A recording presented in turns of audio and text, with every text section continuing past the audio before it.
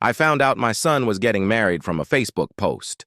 Not from a call, not from an invitation, just a photo of him smiling in a suit, with comments congratulating him on a wedding I wasn't invited to.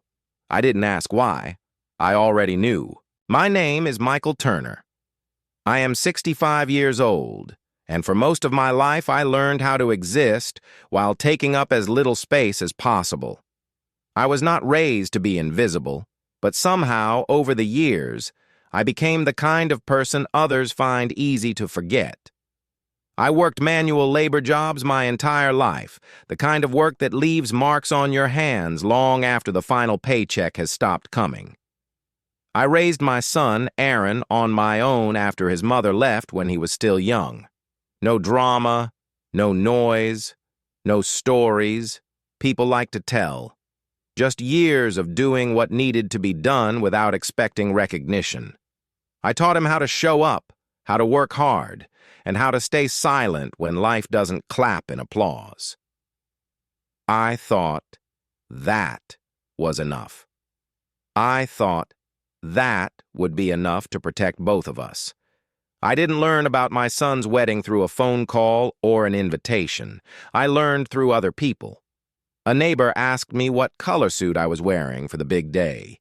A former coworker congratulated me, then smiled awkwardly when he realized I didn't know what he was talking about. When I asked Aaron, he stayed quiet longer than usual and then said the wedding would be small, very private, that things were complicated. He said his fiance's family was covering the costs, so they wanted everything to be neat. He didn't use the word embarrassment, but it sat right between us, hanging there, like something we both understood but neither of us dared to name. I said I understood. I always say that. Fathers like me tend to do that. We say we understand, so our children don't have to feel cruel. A few days later, I heard the truth from someone else. She didn't want me there. She said I didn't fit the image, that the way I dressed, my background, and the way I spoke would make her family uncomfortable. She was afraid people would ask questions, and Aaron didn't object. He didn't defend me. He simply stayed silent and agreed, exactly the way I had taught him his entire life. That hurt more than being excluded, because being pushed aside can be endured, but being silently agreed out of existence feels like you were never there at all. A week later, I heard the full story, not from Aaron, but from a distant relative on his wife's side, someone who thought I already knew. They said to each other that my absence was good for both sides, that I was the kind of person who could easily ruin the atmosphere, that my presence would make people have to explain things that didn't need explaining. They called it saving face. They called it being tactful. Aaron knew everything. He heard every word, every reason, and he chose not to argue. He chose silence, just as I had done in the face of unfairness for many years. I didn't blame my son at that moment, because I realized something more painful. It was I who had taught him how to step aside for others, how to pull back so everything would look smoother. But there are times when stepping back means turning yourself into something that can be discarded without anyone feeling guilty. I sat alone in the old house, thinking about when he was little, thinking about the mornings I drove him to school before heading into an early shift, thinking about the dinners with just the two of us and an old table. And I wondered when all of that had become something that made other people feel ashamed. I wasn't crushed by anger. I just felt empty. A familiar feeling of someone used to standing outside the frame, but this time, it was no longer a convenience for others.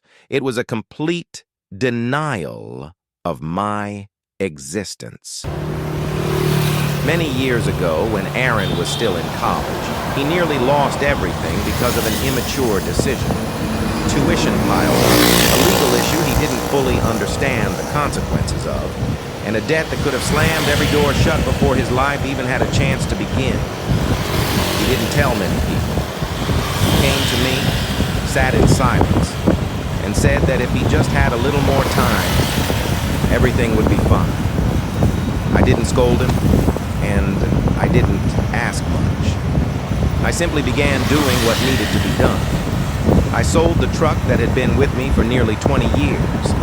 I withdrew every bit of the small savings I had set aside for old age. I signed documents I didn't explain, made phone calls I never mentioned again, and accepted conditions that others didn't want to be involved with. When it was over, the file was closed, the debt was handled, and the story disappeared before it ever fully took shape. Aaron believed he had been lucky. He told others that he had managed it on his own, that he had just enough grit to get through. I let him believe that. I thought a father's duty was to make his child's path lighter, not to make his own name louder. I never expected that silence, over time, would become proof for others to believe that I had never played any role at all. On the day of the wedding, I stayed home. I didn't wear a suit, and I didn't prepare anything special.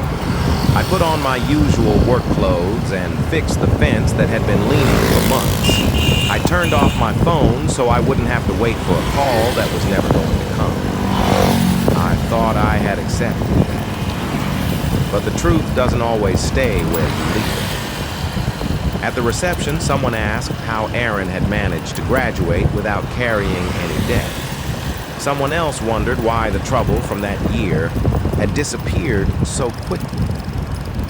They went back through old numbers, documents that had once been forgotten, and then my name was mentioned, not as an absent guest, but as an explanation. The atmosphere grew heavy. Questions began to surface, not loudly, but enough to slow the rhythm of the celebration.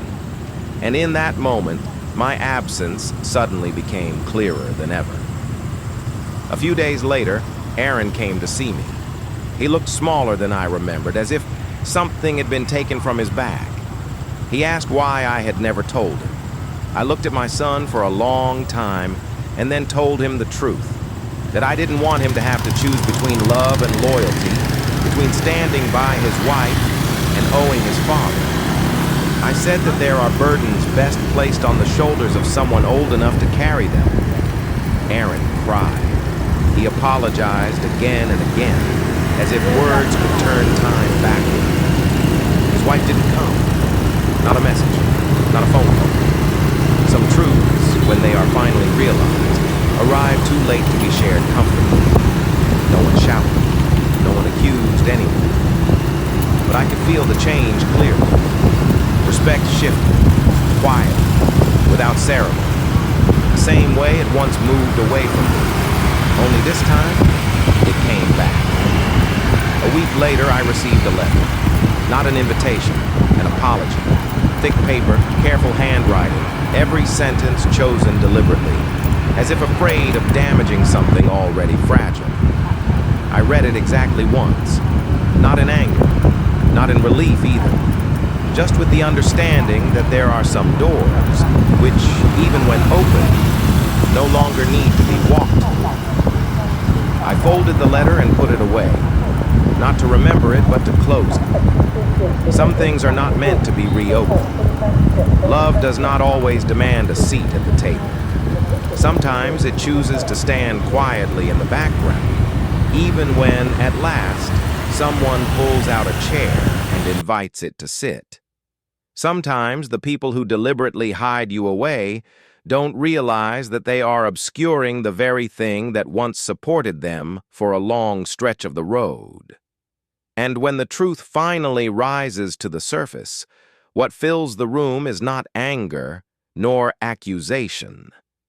It is the silence they tried to avoid for so long, now returning, standing right among them, without needing to say anything more.